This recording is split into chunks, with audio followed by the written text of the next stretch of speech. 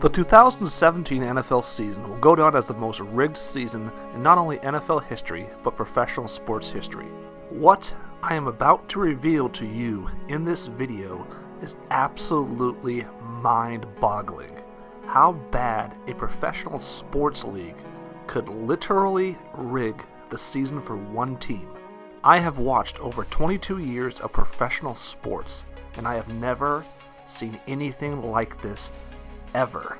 I've sat through decades of the NBA rigging game after game after game, an NBA ref even confirming the games are rigged, and it still does not even come close to compare to what took place this NFL season. At the beginning of the year, no one knew for a fact who was going to make the Super Bowl, not even Roger Goodell. But as ratings sunk with the national anthem protests and the season went on, it became blatantly obvious who the NFL was going to ensure made it, and the person that would ensure they got there. Otherwise, how do you explain this? In the 4 games leading up to the AFC Championship game, the Patriots were called for 16 penalties for 100 yards. Their opponents, 29 for a ridiculous 300 yards. Over a 4-game period in the NFL, to have this big of a disparity in penalties is absolutely unheard of. I have never seen anything like this before. Then on top of the penalties, they have not one, but 2 touchdowns reversed and called not touchdowns that were clear as day to everybody else watching that they were touchdown. And on top of that, there were 0 game-impacting penalties on New England. Not a single drive was canceled out by a holding call or an offensive pass interference or anything like that. This is absolutely unheard of. It's absolutely incredible. 300 yards to 100 yards of penalties, 2 reverse touchdowns, and 0 game-impacting penalties. I have never seen that ever in the NFL. Ever. To fully understand the situation, you have to go back to Brady and Belichick's first couple seasons in the NFL. 2004.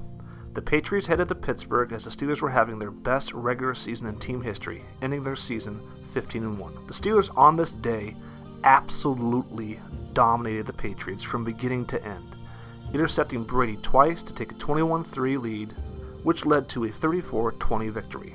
Now let's fast forward 3 months later.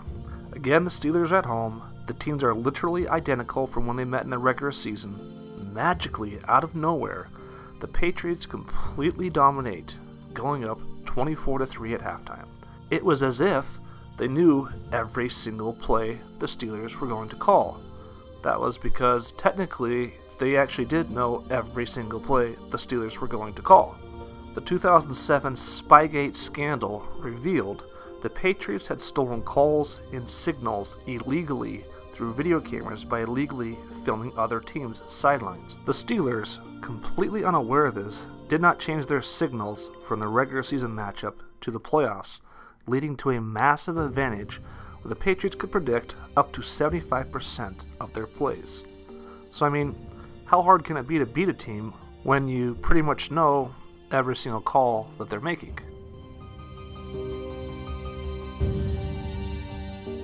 So how did the NFL respond to Spygate? Roger Goodell stepped in and destroyed the evidence, citing it was the right thing to do. You literally cannot make this stuff up. It is completely laughable. Roger Goodell and Robert Kraft have always had a friendship that dates back years, thus covering Kraft by destroying the Spygate evidence. Fast forward to 2015. The NFL catches the Patriots cheating again, red-handed by deflating footballs to get a better grip on them. At this point, after botching Spygate, Goodell had no choice but to suspend Tom Brady 4 games. Thus, everybody thinking that Goodell and Robert Kraft had a falling out and that they are suddenly now devout enemies. Which is hilarious because it could not be any further from the truth. After Robert Kraft pretended to be mad and fight Goodell over Deflategate, he privately told associates he knew that he went too far in his attacks, but he had to do it for the fans. That's right, the entire Deflategate Robert Kraft vs. Roger Goodell controversy was just one big dog and pony show, as the Tom Brady 4-game suspension had virtually no impact on the Patriots season, as they went 3-1 without him and on to another Super Bowl. Which brings us to the 2017 season, with national anthem protests destroying ratings and another big-name suspension, having Cowboys owner Jerry Jones threatening to sue the league and refuse to extend Roger Goodell's contract. You'll never guess who comes to Goodell's defense. Robert Kraft, as he leads the owners group to extend Goodell's contract. So at this point, it's pretty obvious that not only are Kraft and Goodell still great friends, but they're literally working side by side to help each other out. And with the ratings plummeting and every single survey showing it's a direct result of the protests, guess who decides to team up one last time? So immediately following the Week 3 protests, which pretty much every single team in the league did after Trump's comments, Robert Kraft comes out with this statement. I personally feel it is very important to respect our flag and our anthem. Needless to say, not a single other Patriots player protests the anthem for the rest of the season. Between the 2016 and 2017 seasons, the NFL lost 20% of its viewers. That's right, 20% of its fans quit watching entirely. How bad did the protests hurt the NFL? People actually thought this picture was real. And perception is reality, so that is all that matters. So just add this up. Ratings equal money. Protests hurt ratings. Robert Kraft just saved my job. And suddenly, everything is crystal clear. But of course you're saying this is all just nonsense, right? I wish it were. Check this out. No player from either Super Bowl team has protested the national anthem since Week 12. No Patriots player has protested the anthem since Week 3, right after Kraft's comments. Thus explains what I am about to show you. I have never seen anything this bad in my life. 22 years of watching professional sports, I have never seen anything this rigged. It is absolutely insane. Let's start with the biggest question. How many questionable TDs were called in the Patriots' favor this season? Not 1, not 2, not 3, but 4.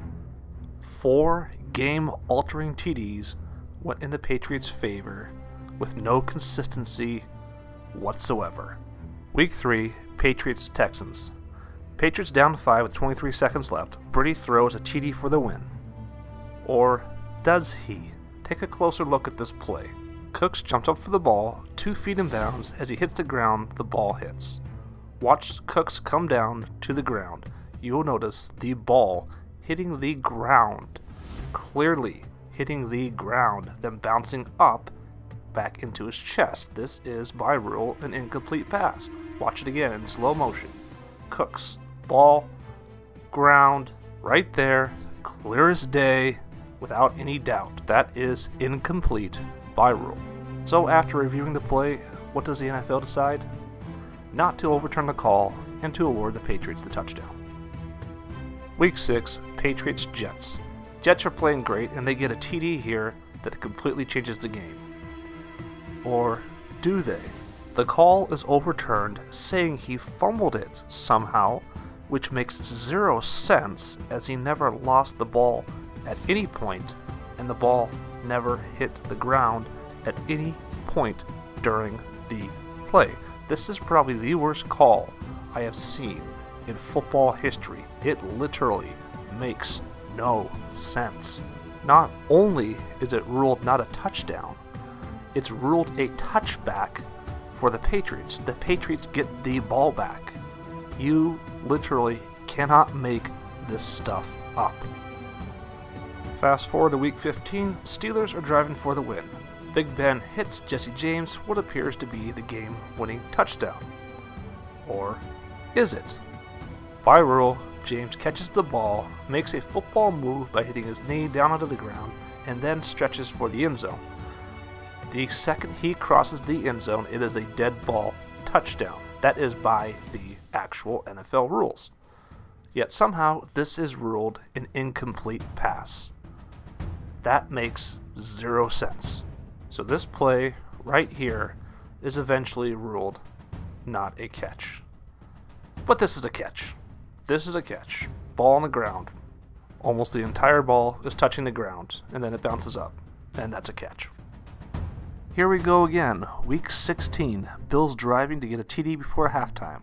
They go up 17-10. Or do they? Watch as he has complete control of the ball and drags the left foot. It is, without a doubt, a clear catch. Does it stand? You know the answer to that. No, magically it doesn't. Former VP of officiating Dean Blandino even comes out and says this call should not have been overturned. It was that obvious. But then again, this is a catch. These are all terrible calls, but what stands out most is the blatant fixing of the Steelers-Patriots matchup. 0 significant penalties on New England. 3 big penalties to stop 3 Steeler drives. Without a penalty, New England stopped Pittsburgh once the entire game. And on top of that, they literally took off the game-winning touchdown and reversed it to not a touchdown, giving the Patriots a win that should have been a loss, which took place exactly 11 days after Robert Kraft extended Goodell's contract. Coincidence? So clearly things would stop there. I mean, this can't go on forever, right? Wrong. Titans, Patriots, divisional round game. The Titans stop the Patriots to get the ball back right before halftime and would have great field position. They call a false start on New England, and you can clearly see New England false starts. Get this. They march it off 5 yards and put it at 4th and 10. And then they reverse the penalty. The first reversed penalty in NFL history. I have never seen this ever before happen. To march off a penalty and then come back and then penalize the Titans and give the Patriots a first down where they clearly false started. You cannot make this stuff up. It just never ends. It's absolutely insane how bad this is. AFC Championship game versus Jacksonville. You're thinking they can't continue to fix games, right? Wrong. Up 14-3, the Jaguars are absolutely dominating the Patriots. Tom Brady throws a pass down the sideline and gets pass interference called. This is like a 40-yard penalty, where it appears the receiver is making just as much contact as the defender, if not more, and the ball is thrown 5 yards ahead of him, making it uncatchable. By rule, this is not pass interference. This is one of the worst pass interference calls I've ever seen. Watch it again. Cooks makes contact with Boye. Cooks continually makes contact. Cooks continually makes contact. Cooks shoves Boye as the ball is thrown 5 yards ahead of him and uncatchable. This is absolutely insane. The Patriots then get a first down on the 13-yard line to set up their first score. Fast forward to the fourth quarter, Jacksonville 2nd and 7, up 10, throwing the ball to tight end Mercedes Lewis. He is absolutely tackled, there's no play on the ball whatsoever, and magically there is no penalty. That is literally the definition of pass interference, as the receiver is tackled and the defender makes absolutely no play on the ball. He literally just tackles the receiver. That's it. Okay, no penalty, moving on. Fast forward to the fourth quarter. Patriots need 11 yards for a first down to win the game, and they get it. All while number 50, Telvin Smith, is being held as bad as you can possibly be held. The official on the sideline is right in front of the play. It is the most clear holding call you can possibly have. Dion Lewis does not get this first down or anywhere close to it if Telvin Smith isn't completely held the entire time. Such an obvious call right in front of the ref, and they completely miss it. But the penalties must be equal this game, right? I mean, this can't go on forever, can it? Wrong. Jacksonville is called for a whopping 98 yards of penalties, while New England is called for 10. In 5 games, that now makes it an astounding 400 yards of penalties called against the Patriots' opponents, while the Patriots are called for only 110. I have absolutely never seen this level of blatant bias in football history. This is absolutely mind-boggling. The Patriots were called for one penalty. It is the fewest penalties called on one team in a playoff game since 2011, which was also the Patriots. They also were called for zero penalties on offense or defense. Their one penalty was a special teams penalty that had no impact on the game. This is absolutely unheard of, and the fans are not happy, as they are absolutely letting the NFL hear it.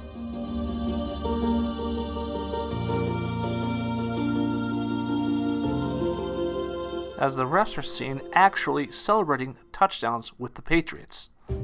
After the game ends, look at the first person who comes up to congratulate Tom Brady. "Hey Tom, we did it. I hope you enjoy us not calling a single penalty on your offense or defense the entire game." Even if you think this is all innocent and commonplace in the NFL, officials having a bias towards certain teams and certain players is an absolute reality. In the NBA, Tim Donaghy exposed how biased the refs were towards players, using it to accurately predict the results of 70 to 80% of games. Imagine that, solely based on the fact that you know an official likes or doesn't like a certain player, and you can predict games so accurately that the mob pays you for your picks. That pretty much closes the case right there. So you're saying, no way this happens in the NFL. Well, not only does it happen in the NFL, it's happened for a long time, going back to none other than the Steelers of the 70s. Linebacker Jack Lambert describes a situation in the 1976 playoffs where a referee puts his head into the huddle and starts telling us how much he hated seeing us lose and how we were the greatest defense he ever saw. Jack Lambert then yells, "Get the bleep out of our huddle. We're trying to win a game." The referee ran out of the huddle. He was so taken aback. That last part tells it all, as if there was a secret expectation that a ref supporting a certain player or certain team, that they then show gratitude and respect towards that ref. And there's plenty of examples of this bias today. In 2015, Cam Newton was told by a ref that he couldn't get a late hit call because he wasn't old enough, suggesting that he needs to be part of the good old boys club to get those calls. And just a few weeks ago, a ref telling Ben Roethlisberger on a key fourth down stop that Juju Smith-Schuster wasn't held enough on a play to get a call, insinuating that because he was a bigger, stronger receiver, it isn't holding, which is absolutely ludicrous. So this isn't defensive pass interference. Again, this isn't defensive pass interference, but somehow this is. So to recap the last 5 weeks, 0 significant penalties on New England, 400 yards of penalties to 110 in the Patriots' favor. Without a penalty, New England stopped Pittsburgh once the entire game, which clinched the number 1 seed for them. 4 bogus, questionable TD calls all go in New England's favor, changing the outcome of 4 games. Without these ridiculous calls, you can absolutely say that the Patriots have 2 or 3 more losses, don't have a first-round bye, and had to play in all 3 rounds of the playoffs. But instead, the refs are celebrating TDs with the players, congratulating them after big wins, where the other team literally did not get a single call their way. "Hey, congrats Tom. I hope you enjoyed 98 penalty yards on Jacksonville, while we didn't call your offense or defense for a single penalty the entire game." So going into Super Bowl 52, there is absolutely no doubt who's going to win, as that was decided a long time ago, putting together the most rigged season in professional sports history. But what would you do if your best friend literally saved you from being fired for the most powerful position in professional sports history?